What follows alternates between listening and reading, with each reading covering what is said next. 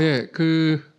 오늘은 메시지를 듣기 전에 특송이 있습니다. 특송이 있는데 다 알고 있었잖아요. 그렇죠? 특송이 있습니다. 근데 특송의 컨셉을 좀 말씀을 드릴게요. 특송 제목은 Amazing Grace고요. 우리나라 말로는 이제 나 같은 죄인 살리신이라고 번안이 된 노래죠. 그리고 오늘 메시지하고 맞닿아 있는 내용들이 있습니다. 아마 저는 이제 이 노래에 관한 이야기들을 여러분들에게 전달해 드릴 거예요. 근데 그 이전에 먼저 특송을 좀 들으려고 하는데요. 우리 성악을 전공한 자매님이 구로에 소속되어 계신 분이세요. 나와서 이제 특송을 해주실까요? 여러분들 지금은 예배 시간이 아니고 그냥 모임 시간이니까요. 얼마든지 박수를 치셔도 좋습니다. 네, 최은아 자매님 나와주세요.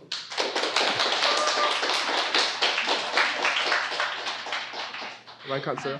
쓰면 네. 좋을 것 같아요. 굳이 성악 전공이라고 말씀 안 해주셔서.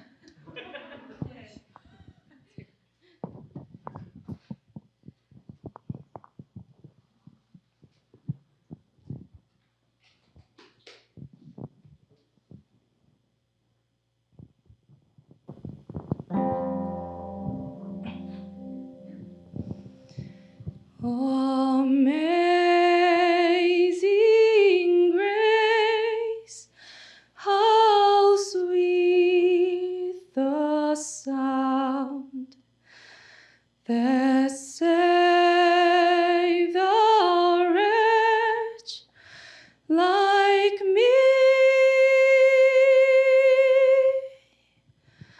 I once was lost, but now I'm found. Was blind, but now I see.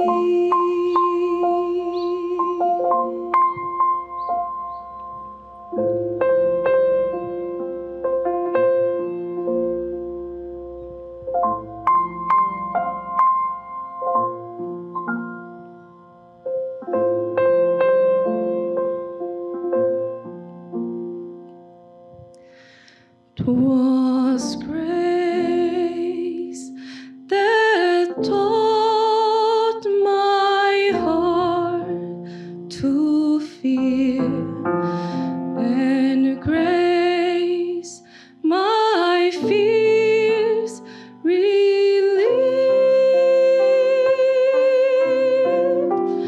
How precious did that grace appear, the hour I first believed.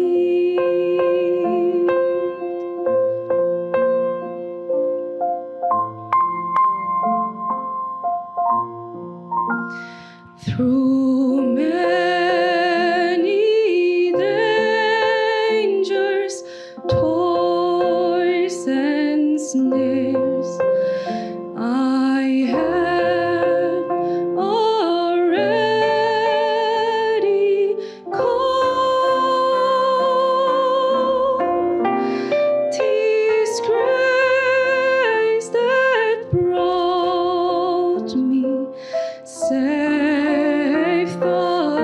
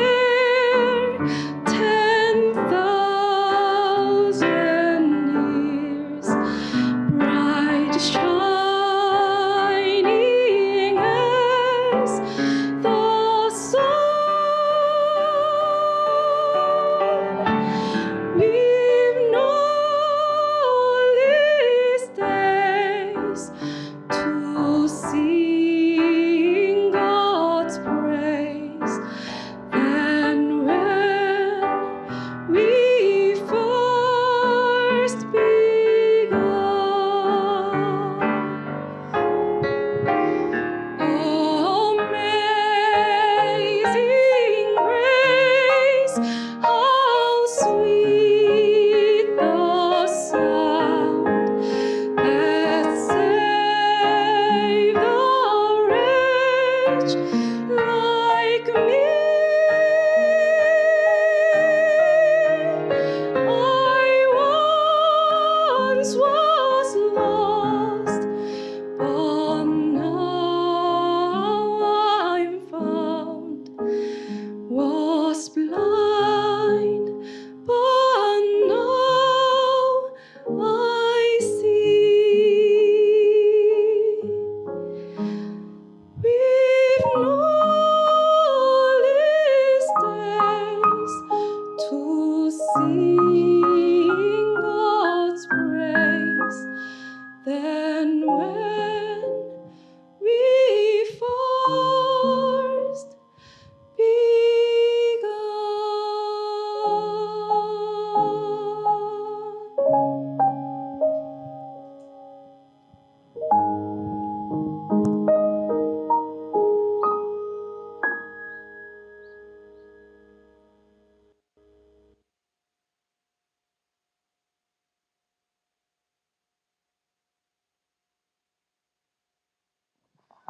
설교를 못 알아들어야 되죠? 우리가 여기서 예, 잘 부르는지는 알았는데 예. 네. 그래도 해보도록 하겠습니다. 네. 이거는 우리나라 말로 이제 나 같은 죄인 살리신이라는 이름으로 번안이 된 적이 있습니다. 우리가 방금 들은 노래는요. 나 같은 죄인 그만할게요. 좀 귀가 안 좋을 것 같아요, 여러분들 귀에. 근데 이제 원래 가사는 이렇죠. 놀라운 은총이여 그 소리 얼마나 감미로운가. 나 같은 몹쓸 놈을 구하여낸 그 소리. 나한테 길을 잃었으나 이제는 찾았고 한때 눈이 멀었으나 이젠 볼 수 없게 되었네. 볼 수 있게 되었네. 죄송해요. 그 은혜는 나의 마음이 두려워할 줄 알도록 가르쳤으며 내가 마음이 하나님을 경외하고 두려워할 줄 알도록 가르쳤으며 또 그 은혜는 나의 모든 두려움을 걷어냈네. 그 은혜가 그 은총이 내 눈에 얼마나 귀하던가. 내가 처음 믿은 그때. 이거는 굉장히 와닿는 가사입니다. 진짜 예수님을 믿고 받아들인 사람들은 이 가사를 특히 귀하게 여길 것 같습니다. 저도 그렇습니다. 제일 마음에 와닿는 거는 그 은혜가 나의 마음이 진짜 두려워할 줄 알도록 가르쳤다는 거죠. 사실 오늘 주제가 이겁니다. 오늘 메시지의 그 제목은요, 은혜의 역설이거든요. 보세요. 누가 나한테 계속해서 은혜를 베풉니다. 그럼 내가 두려워질까요? 아니요. 계속해서 나한테 사랑과 은혜를 계속 베푼다면요. 나는 두려워하지 않을 겁니다. 그렇죠? 오히려 되게 좋아하겠죠. 기뻐하겠죠. 우리 두려워하지 않을 겁니다. 근데 여기서요. 이 찬송시는요. 그 은혜가 나를 두려워할 줄 알도록 가르쳤다고 말합니다. 이게 무슨 의미일까요? 이걸 알기 위해서 우리는 이 노래가 어떤 건지 좀 이해해야 될 필요가 있습니다. 서양 세계에서 이 노래는 되게 여러 가지 모습으로 특별한 것 같습니다. 이분은요, 좀 화면이 그렇지만은 오바마님입니다. 이거는 이제 좀 영상 설명 좀 해드릴게요. 오바마가 미국의 사우스캐롤라이나 주에 총기 난사 사건이 있었어요. 그때 한 감리교회에 있는 성경 공부하고 있는 신도들을 어떤 사람이 들어가지고 다 쏴서 죽였죠. 그래서 9명이 죽고 3명이 크게 부상을 당하는 사건이 있었습니다. 그 사건이 있고 이 감리교회로 와서 오바마 대통령이 연설을 하는 장면이에요. 연설을 하면서 여러 가지 이야기를 해줍니다. 그래서 피해자들을 향해서 이제 피해자들의 유족들을 향해서 위로하는 말들을 하다가 갑자기 이런 순간이 옵니다. Amazing grace. Amazing grace.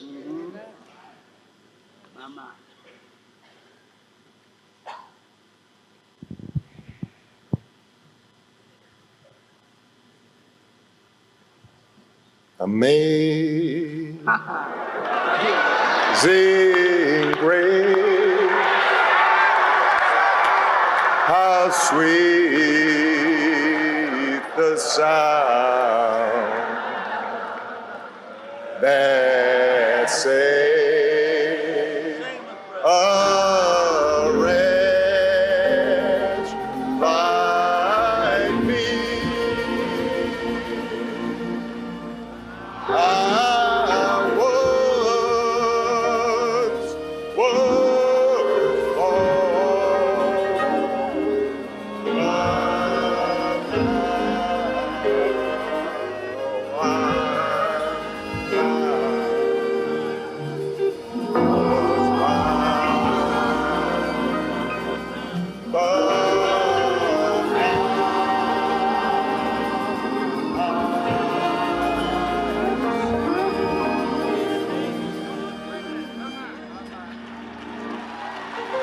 Clementa Pinckney found that grace. Cynthia Hurd found that grace. 피해자들의 이름을 불러가면서 Susie 이렇게 Jackson 얘기를 하는 found 거예요. that grace. Ethel Lance found that grace. The Payne Middleton doctor found that grace. Tywanza Sanders found that grace. Daniel L. Simmons Sr. found that grace. Sharonda Coleman Singleton found that grace. Myra Thompson found that grace. Through the example of their lives. 네, And now pass it on to 넘어가겠습니다. us. 우리는 영어를 모르니까요. 여기까지만 하도록 하겠습니다. 네, 분위기가 어떤가요? 총기 난사 사건 때 벌어지는 일치고는 굉장히 흥겹죠. 이렇게 흥겨운 데는 여러 가지 이유가 있을 겁니다. 그 중에 하나는 이들이 그리스도인이라는 데 이유가 있습니다. 그리스도인들은 이 세상에서의 삶이 끝이 아니라는 걸 알고 있습니다. 그리스도인들은 예수 그리스도를 믿고 그분의 은혜 안에 들어간 모든 사람들이 그 죽음이 어떤 죽음이었든, 그러니까 총기 난사 사건으로 인한 비참한 죽음이었다 하더라도 그 죽음 이후에는 영원한 안식이 있다는 것을 알죠. 그렇기 때문에 죽음을 마냥 슬퍼할 수가 없습니다. 그게 그리스도인들이 사는 삶의 자랑이기도 하고 기쁨이기도 하죠. 그게 이제 하나의 이유일 거고요. 또 하나는 이런 게 있습니다. 그러니까 이 Amazing Grace라는 노래는요, 서양 세계에서 특히 미국이나 영국에서는 일종의 이렇게 표현이 좀 저속해서 그렇지만 발작 버튼과 같은 느낌이 있습니다. 무슨 말이냐면요, 이 노래 가사와 멜로디가 너무 익숙하고 아름답고 와닿는 내용이기 때문에 항상 은혜와 용서에 관해서 이 이야기를 할 때는 이 노래가, 그러니까 기독교인이 아닌 사람들도요, 이 노래를 굉장히 소중하게 여기는 문화가 있는 것 같습니다. 그러니까 이 노래는 그냥 노래가 아닙니다. 영국과 미국 그 대서양 양쪽에 있는 문화 내에서는요. 그래서 사실 넬슨 만델라가 이제 아마 아실 겁니다. 남아공의 정치 지도자였죠. 그러니까 굉장히 긴 투옥을 경험할 때도 넬슨 만델라 기념 콘서트를 영국에서 연 적이 있었거든요. 그때도 마지막 곡은, 그러니까 뭐 그냥 락 밴드 나와가지고 막 공연하다가 맨 마지막 곡은 Amazing Grace였어요. 왜 그럴까요? 이 노래에 얽힌 사연을 뭐 서양 세계 사람들이 다 알고 있는 건 아닐 겁니다. 근데 굉장히 많이 알고 있어요. 이 노래는요, 이 존 뉴턴이라는 분이 만든 노래입니다. 곡도 이분이 썼고요. 그리고 아마 곡은 구전 민요에서 업어온 거라는 얘기도 있습니다. 그럴 수도 있고 아닐 수도 있습니다. 그리고 이제 가사를 이분이 썼죠. 네. 근데 이분에 대해서는 굉장히 그러니까 사연이 있습니다. 이분이 이런 곡을 쓰게 된 배경에는 그 깊은 사연이 있습니다. 이분은 원래 어떤 사람이었냐면 노예 무역을 하는 사람이었습니다. 젊은 시절, 어린 시절 아버지는 이제 뱃사람이었어요. 그래서 배를 왔다 갔다 하면서 이제 무역을 하는 사람이었고, 자신도 이제 커서 엄마가 이제 기독교 신앙인이었습니다. 근데 어머님이 존 뉴턴이 기독교 신앙을 가지기를 정말 간절히 바랬지만은 뉴턴은 어린 시절의 신앙을 버렸죠. 그러고 나서 자신은 이제 돈도 많이 벌고 좀 야망이 있어서 뭔가 성취하고 싶어 하는 마음으로 대서양과 뭐 아프리카 해협을 왔다 갔다 하면서 무역을 했습니다. 그러다가 이제 노예를 사고 파는 것이 짭짤한 장사가 된다는 걸 알게 됐죠. 그래서 어떻게 했냐? 노예 무역을 했습니다. 그 과정 중에서 고통도 굉장히 많이 겪었어요. 뭐 잡혀가지고 감옥에 갇히기도 하고 뭐 굉장히 아프리카에서요. 어려움들도 많이 겪었죠. 그리고 사실은 이럴 수 있습니다. 고통을 겪는 것은 사람들을 강하게 만들고 더 부드럽게 만들기도 합니다. 잘 이겨낸다면요. 그렇지만 고통을 겪는 것이 자기 연민에 빠지게 만들잖아요. 그러면은 종종 분노하게 만들죠. 사람을 더 독하게 만들기도 합니다. 그리고 존 뉴턴이 그랬습니다. 뉴턴은 더 독해졌죠. 더 독해져서 그러니까 더 이런 말은 그렇죠. 좀 빡센 노예 무역상이 됩니다. 근데 이제 그 과정 중에서 어쨌든 뉴턴은요, 그러니까 하나님이 좀 존재해야 되겠다라는 필요 정도는 인식했던 것 같습니다. 그냥 뭐 하나님이 살아계시면 좋잖아요. 내 삶에서 뭔가 도움을 주면 좋겠고, 그리고 말씀드렸듯이 당시의 영국은 어쨌든 기독교 문화권입니다. 그러다 보니까는 뭐 기독교 신앙이 전혀 없는데도 불구하고 그러니까 삶에서 가끔 하나님이 필요할 때 하나님을 찾거나 뭐 그런 적이 많이 있었죠. 그래가지고 유명한 예화가 있습니다. 아마 이 얘기를 들으면 여러분들이 즐거움을 하게 될 겁니다. 좀 끔찍한 예화긴 하지만 그래도 말씀드리죠. 뉴턴은요, 그러니까 이 대서양을 대서양이 아니라 아프리카 해협을 왔다 갔다 하는 배 가운데서요. 그러니까 너무 어느 날 너무 추운 거예요. 바다는 춥죠, 그렇죠? 추워가지고 어우 이거 발 시려서 죽겠는데 해가지고 노예를 하나 잡아 끌고 나옵니다. 그리고 노예 아프리카 흑인 노예의 배를 자릅니다. 그리고 그 배 안에 자기의 발을 넣죠. 그러니까 따뜻하다 그러면서 성경을 읽고 있었습니다. 끔찍하지 않습니까? 네, 끔찍하죠. 존 뉴턴은 이런 위선자였습니다. 그러다가 큰 어려움을 몇 번 겪습니다. 사실 이야기를 다 해드리고 싶은데 뭐 다 할 수는 없습니다. 시간이 없으니까요. 근데 이제 자신이 위선자고 그래도 은혜가 필요하다는 걸 서서히 깨닫기 시작합니다. 그러다가 이제 회심을 하게 되죠. 그러니까 예수님이 어떤 분이신지에 대해서 생각하면서 자신의 믿음을 고백할 때가 옵니다. 폰트가 깨졌네요. 다음부터는 폰트까지 같이 드리겠습니다.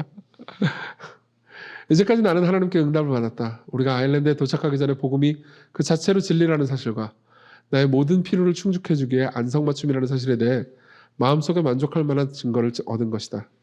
내게는 전능하신 구주가 필요했다. 그리고 나는 그런 분이 신약 성경에 묘사되어 있는 것을 발견했다. 지금까지 주님은 놀라운 일을 행하셨다. 나는 더 이상 불신자가 아니었다. 라고 고백하죠. 그래서 존 뉴턴의 삶은 변했을까요? 네, 조금은요. 이런 말은 그렇지만 조금 변했습니다. 여전히 노예 무역상을 하고 있었고요. 그리고 여전히 자신은 기독교인이라고 주장하고 다녔습니다. 네. 물론 이제 노예들에 대해서 그렇게 가혹한 처우를 하지는 않았습니다. 그건 정말 잘못됐다고 본인도 인식을 한 거예요. 그러니까 아까 말했던 그런 잔인한 일은 더 이상 일어나지 않았습니다. 그렇다고 해서 존 뉴턴이 여전히 노예 무역상이라는 사실은 전혀 변하지 않았죠. 그리고 뉴턴이요 변할 때까지는요 정말 오랜 시간이 걸렸습니다. 너무너무 긴 시간이 필요했고 그리고 한참 지나고 나서 뉴턴이 계속해서 복음을 깨닫고 알고 경험해가면서 자신이 노예무역상이라는 사실 자체가 그러니까 그 직업 자체가 악한 일이라는 것을 깨닫죠. 나중에 뉴턴은 이렇게 얘기합니다. 죄송해요.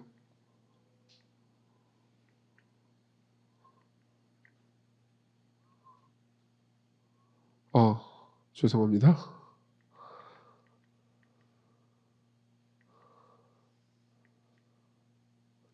예.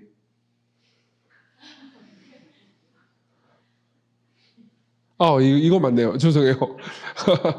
폰트가 깨져서 어디가 어딘지 모르겠어요. 나중에 이제 존 뉴턴은 이렇게 이야기를 합니다. 한참 지나고 나서 과거에 자신이 회심했다고 생각한 그 순간 있잖아요. 그 순간을 다시 떠올리면서 이런 말을 합니다. 나는 많은 면에서 매우 부족했다. 어느 정도 내가 저지른 엄청난 죄에 대한 인식의 영향을 받기는 했지만 마음의 선천적인 악에 대해서는 거의 깨닫지 못했다. 그러니까 자신이 회심했다는 그 순간에도 자신의 진짜 악은 깨닫지 못했다는 거죠. 예수 그리스도로 말미암아 하나님과 교제하는 생활, 하나님에 대한 지속적인 의존과 같은 그리스도인의 감춰진 생활에 대해서는 전혀 알지 못했다. 나는 과거의 일을 용서하시는 주님의 자비는 인정했지만 앞으로 더 낮게 살아야 하겠다는 내 자신의 결심에 주로 의존했다. 이게 잘못된 거였다는 거죠. 핵심은 이겁니다. 그러니까 하나님이 나를 사랑하는구나. 그러니까 내가 더 낮게 살아야지라는 자신의 결심에 의존한 삶을 살 때는 자신이 여전히 노예 무역상에서 벗어날 수 없었다는 겁니다. 그렇지만 나중에 하나님의 은혜를 더 깊이 이해하고 나서는 이후로 상당한 시간이 흐를 때까지 나 자신이 신자, 이 말에 충실한 의미에 있어서 신자였다고 나는 생각할 수가 없다. 그러니까 처음에는 모르죠. 나는 불신자가 아니다 라고 말했잖아요. 근데 한참 지나고 나서 다시 뒤돌아서 생각해보니까 나는 그때 신자가 아니었다 라고 말하는 거죠. 네. 이후로 뉴턴은 어떻게 됐을까요? 뉴턴은 회심합니다. 진짜로 회심을 합니다. 그리고 노예무역상이 되기를 버립니다. 직업을 버리고요.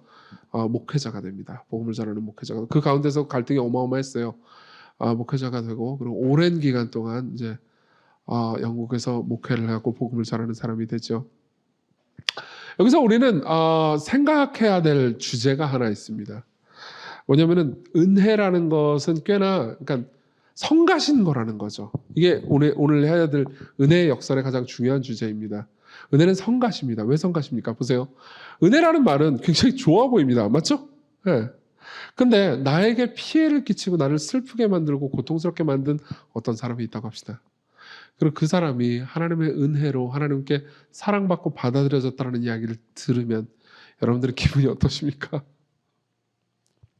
싫지 않습니까? 그렇죠? 아마 싫을 겁니다. 그때 여러분들을 분노하게 만든 건 뭐죠? 하나님의 은혜입니다.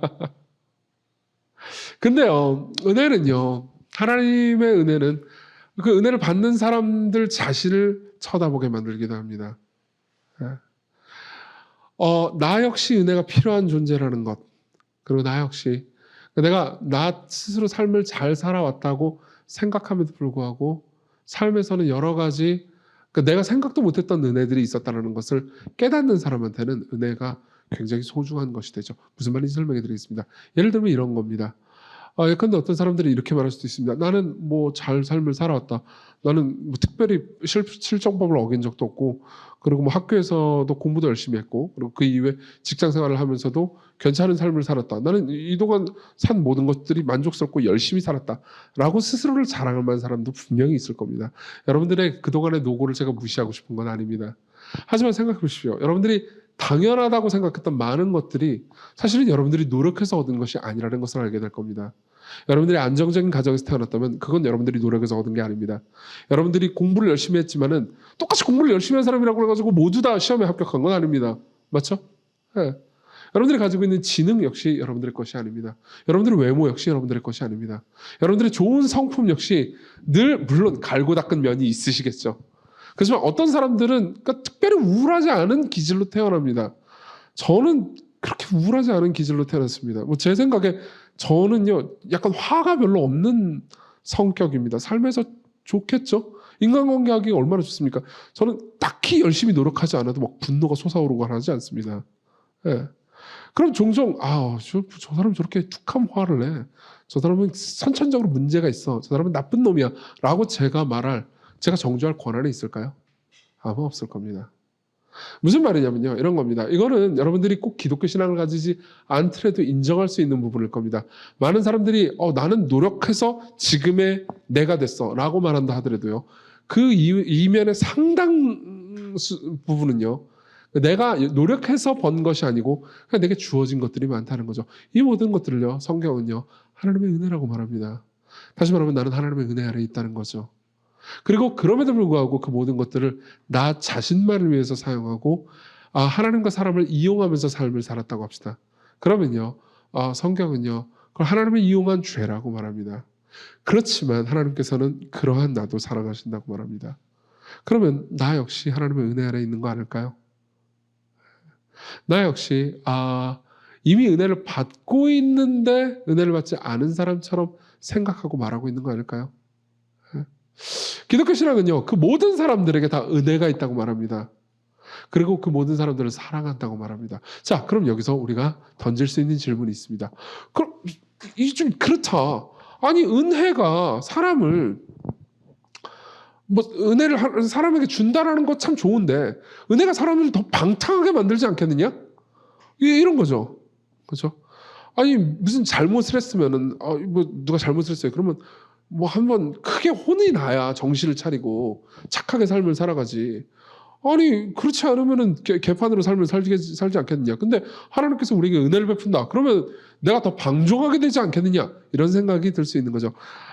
이건 로마서 6장 1절부터 2절입니다. 그리고 이 본문은요. 그러니까 사도 바울이라는 로마서를 기록한 서신서의 기자가요.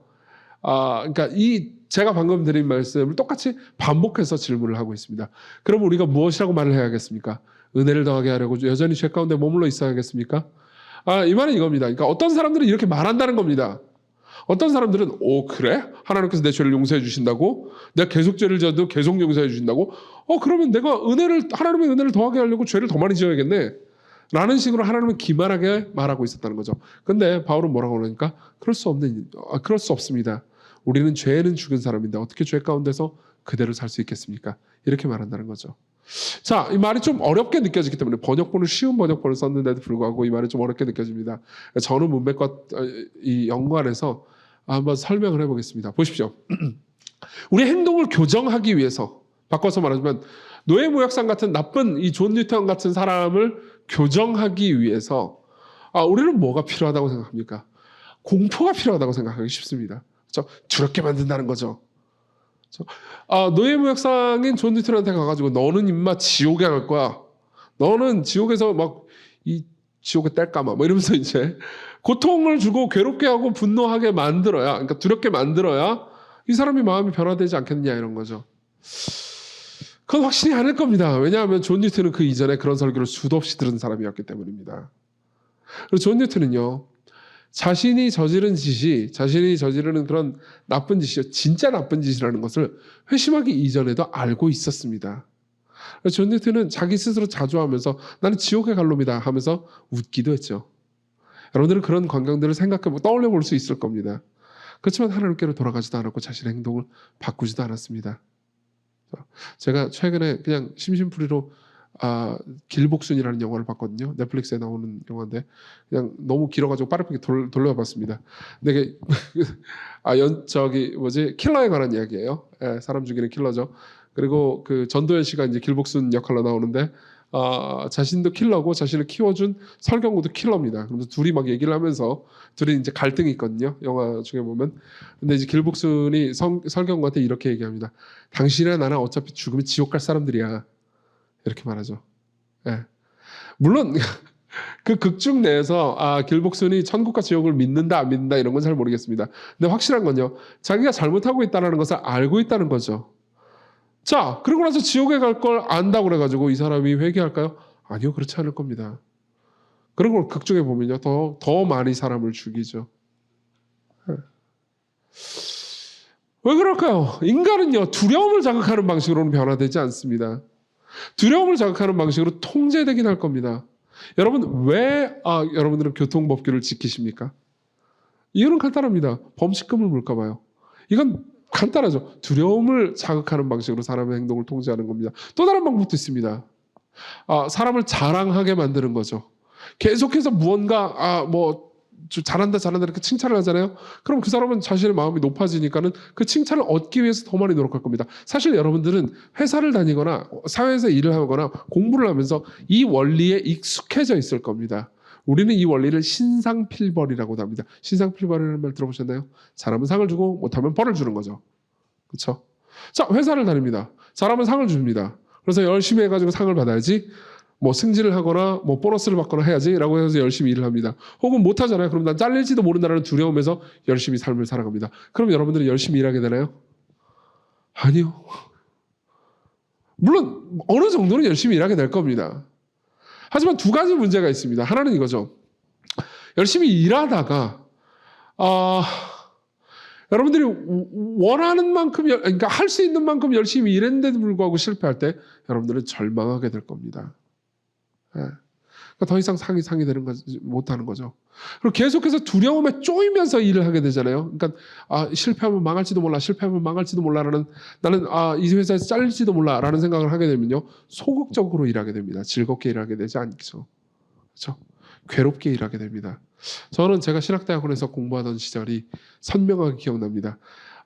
종종, 그러니까 모든 공부들이 즐겁긴 했지만 어떤 공부는요, 그러니까 F를 맞을까봐 두려워가지고 그 선생님은 F를 굉장히 무서워하도록 학생들을 훈련시켰거든요. 그러니까 조금만 네가 실패하면 너는 무조건 F고, F면은 신학대학원은 재수강 그딴 게 없어요.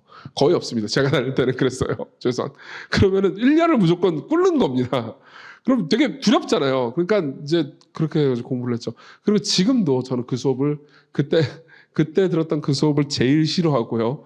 그리고 그때 제가 제일 못 배웠습니다. 점수는 꽤 좋게 나왔는데도요. 여러분들이 이 심정이 뭔지 알 겁니다. 예. 시험을 잘 치르기 위해서 열심히 공부했습니다. 그러고 나서 괜찮은 성적도 맞았습니다. 그리고 다음 날 몽땅 까먹어버리는 거죠. 몽땅 까먹기로 결심했으니까요. 이 자리에 수학 선생님도 계셔가지고 이런 말씀드리기 좀 뭐하지만 저는 수능이 끝나고 제 모든 수학 문제집을 불태워버렸습니다. 그리고 나중에 수학이 재밌어가지고 수학 문제집을 다시 샀어요. 왜 그랬을까요? 때로는요, 사람을 움직이는 동기가 두려움이나 자랑 말고요, 사랑도 있다는 걸 알게 됩니다. 네. 저는 저기 고등학교 때 불어를 배웠는데요. 제2 외국어라고 무조건 하나 배웠었어야 했어요. 근데 대체로 그때는 불어 아니면 독어를 배웠습니다. 그래서 저는 불어를 배웠는데 지금까지 머릿속에 남는 불어 기억은 사바비행밖에 없습니다. 예. 그게 무슨 뜻인지도 몰라요. 사바비행이 도대체 뭡니까? 불어 잘하는 분. 무슨 뜻이에요? I'm fine. 예, 사바비행. 저는 지금 fine 합니다. 그거 말고 기억에 남는 게 없어요. 봉주, 봉수와 그 정도는 대부분 알죠. 그거밖에 없습니다. 그리고 똑같이 제 친구가 있었습니다. 그 친구도 그 친구 사바비행도 몰랐을 거예요. 분명히 그때는요. 왜냐면 불어 시간에 저희는 둘 다 잤거든요. 그리고 나중에 한참 지나고 나서 그 친구는 불어의 달인이 됐습니다. 진짜예요. 프랑스어과를 들어간 것도 아니었습니다.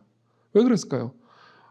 여자친구가 프랑스 사람이었거든요. 저기는 프랑스 사람은 아니고 알제리 사람이었나, 모로코 사람이었나 그랬습니다. 프랑스어권 사람을 여자친구로 사귀게 됐어요. 그리고 프랑스어를 엄청나게 잘하게 됐죠. 자, 봅시다. 우리에게 삶에서요, 우리의 삶을 변화시키는 동기는요, 두려움과 자랑만 있는 게 아닙니다. 사랑이 있죠. 하나님은 존 뉴튼을 계속 사랑했습니다. 그리고 로마서는 이렇게 얘기해주고 있는 겁니다. 그분이 우리를 사랑했습니다. 예수 그리스도께서 우리를 사랑해서 우리 대신, 우리가 죽어야 하는 죽음을 대신 죽었습니다. 그리고 우리에게 그분이 마땅히 살아야 하는 생명을 대신 선물해 주셨다고 말합니다. 이게 성경이 말하는 주장입니다. 그리고 이 사랑을 안다면 우리는 죄에 대해서 죽은 사람인데 어떻게 그 가운데서 그대로 살 수 있겠냐고 묻는 겁니다.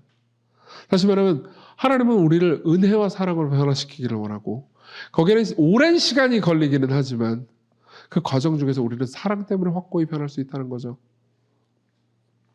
그래서 존 뉴튼은요, 마지막에 죽을 때 자신의 묘비명을 직접 썼습니다. 직접 쓸 때 이렇게 얘기했죠. 한때는 불신자여 남봉꾼이었으며 아프리카에서는 노예들의 종이었으나 우리 주 예수 그리스도의 풍성한 자비로 보존되고 회복되고 용서받아 오랫도록 파괴하려고 애쓴 그 믿음을 도리어 전하도록 부르심을 받았다. 그리고 죽었다. 이렇게 말하죠. 존 뉴튼의 영향을 굉장히 많이 받은 사람 한 명이 있습니다. 혹시 이 사람을 아시는지 모르겠습니다. 영국 사람들이라면 이 사람을 다 압니다. 영국에서는 이순신이나 무슨 세종대왕 같은 미인 중에 한 명입니다. 윌리엄 윌버포스라는 사람이죠. 이 사람은 국회의원이었습니다. 그리고 존 뉴튼의 제자였죠. 존 뉴튼은요, 자신이 과거에 무예노역상은 뭐죠? 노예무역상이었다라는 것을 알고요. 나중에 뭘 알게 되냐면요, 하나님의 차별 없이 베풀어지는 은혜를 알게 됩니다. 그 차별 없이 베풀어지는 은혜의 핵심은 이거였습니다. 하나님께서 모든 사람들을 하나님의 형상으로 만드셨습니다. 그렇기 때문에 모든 사람은 존중받을 만한 가치가 있다고 생각했습니다. 이게 성경의 가르침에 따라서 생각한 거예요. 존 뉴튼의 머리에서 나오는 인권은요, 인권 사상 때문에 나온 게 아니었습니다. 성경 때문에 나온 거였죠. 성경을 읽고 이해하다 보니까 내가 그토록 학대한 그 아프리카 노예들 역시 나랑 똑같은 하나님의 형상이었구나를 알게 됩니다. 그리고 또 동시에요, 예수 그리스도를 믿는 사람들은요, 이게 기독교의 가르침 중에서 가장 아름다운 부분 중에 하나입니다.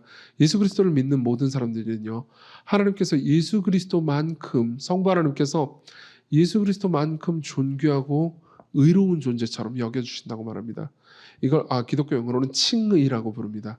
하나님께서 예수님만큼 모든 예수 그리스도 안에 있는 사람들을 의롭다고 칭해 주신다는 거죠. 그렇다면요, 그 사람이 아프리카 노예든 아니면 귀족이든 천민이든 그 누구든 모두 그리스도 안에서 하나님께는 예수님만큼 소중한 존재인 겁니다. 그러면 차별은 없어야 되는 거죠. 이건 굉장히 자연스러운 논리였고, 그리고 존 뉴턴은요, 이 자연스러운 논리 앞에 항복했습니다. 그리고 제자한테 가르친 거죠. 윌리엄 윌버포스는요, 처음에 은혜를 굉장히 많이 받았습니다. 존 뉴튼의 영향 때문에 회심하고, 윌버포스도 기독교 가정에서 자라다가 젊은 시절에 신앙을 팽개치다가 나중에 뉴튼의 복음적인 설교를 통해서 은혜를 받았거든요. 그러고 나서 윌리엄 윌버포스는 윌버포스는 목사가 되고 싶어 했습니다. 근데 존 뉴튼이요, 이 사람은 원래 정치인이었거든요. 이 국회의원이었습니다. 아주 가문이 좋아가지고 아주 어렸을 때부터 국회의원을 했어요. 20대 초반부터 국회의원을 했습니다. 금수저죠. 그런데 목사가 되지 말라고 권면을 합니다.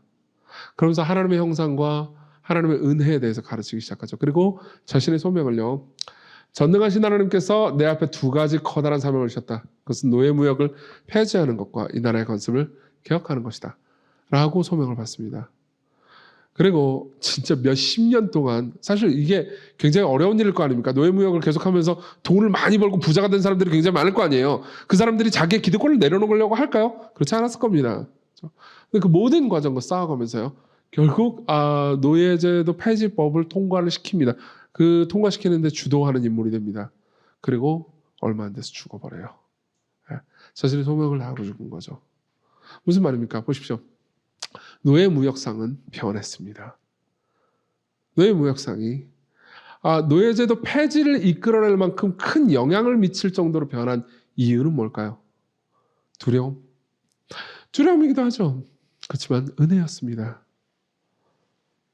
은혜였습니다.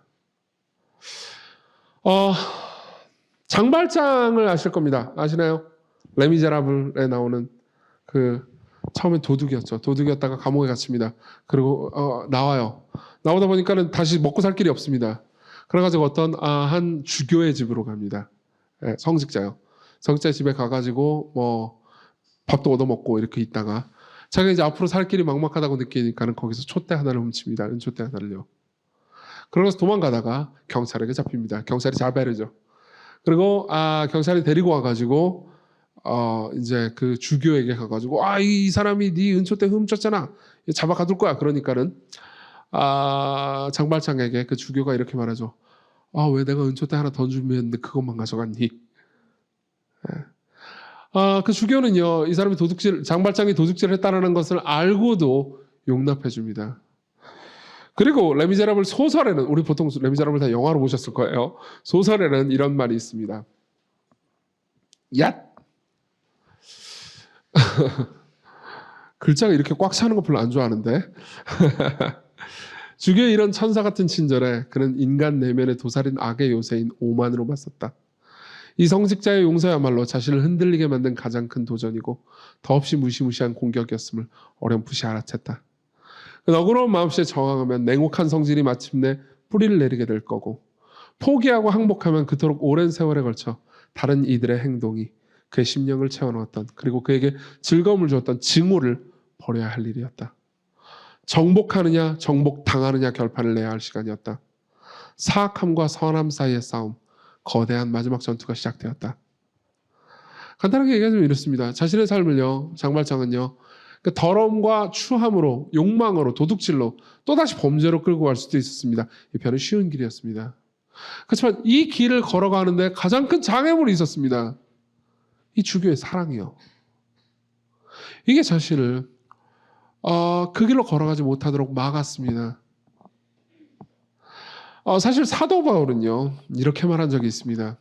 사도 바울 역시 살인자였고요. 하나님을 모욕하는 삶을 젊은 시절에 살았습니다. 그러면서 나중에 사도 바울은 교회를 위해서, 하나님의 사람들을 사랑하기 위해서 자신의 온통 모든 삶을 살거든요. 그리고 그 동기를 이렇게 말합니다. 그리스도의 사랑이 우리를 휘어잡습니다. 실제로 이 원문이 기록된 그리스어에는요, 그리스도의 사랑이 우리를 강요한다고 말합니다. 사랑이 강요한다니요. 그건 우리가 생각하는 강요가 아닐 겁니다.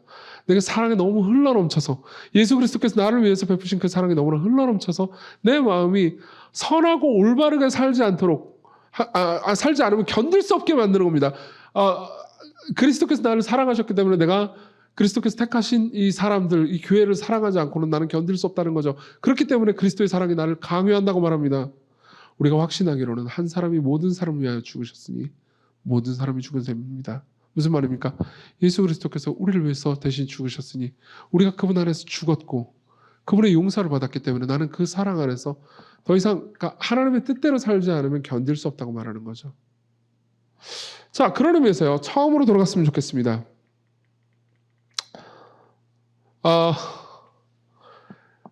어메이징 그레이스의 가사 일부분입니다. 그 은혜는 뭐라고 말합니까? 나의 마음이 두려워할 줄 알도록 가르쳤으며, 이 말이 무슨 말일까요? 하나님의 은혜가 너무 충만하게 내 마음에 들어올 때 이런 생각이 들었습니다. 원래요, 하나님을 그냥 대충 알 때는요, 하나님이 사랑이시구나, 그분이 정의로운 분이구나, 나 같은 죄인들은 지옥에 갈 거야, 이런 식으로 생각을 하고 있었습니다. 내가 죄를 짓고 그 이후에 내가 회심했다고 느끼고 예수님을 받아들이고 나는 기독교인이다 라고 말하고 삶을 살아가는 그 과정 중에도 죄를 짓고 그 과정 중에도 나는 변화되지 않았었는데 그럼에도 불구하고 하나님은 나를 버리지 않고 계속 사랑하셨습니다. 자, 사랑이라는 게요. 그냥 적당한 사랑을 받잖아요. 그러면은 그냥 좋다 수준에 머무르게 됩니다. 근데 상상을 초월하는 정도의 사랑을 받잖아요. 그러면요, 두려워지기 시작합니다. 여러분들이 빚을 한 20만 원, 30만 원 정도 가지고 있는데 혹은 100만 원 정도 가지고 있는데 누가 갚아줬다고 합시다. 그럼 여러분들은 고마워할 겁니다.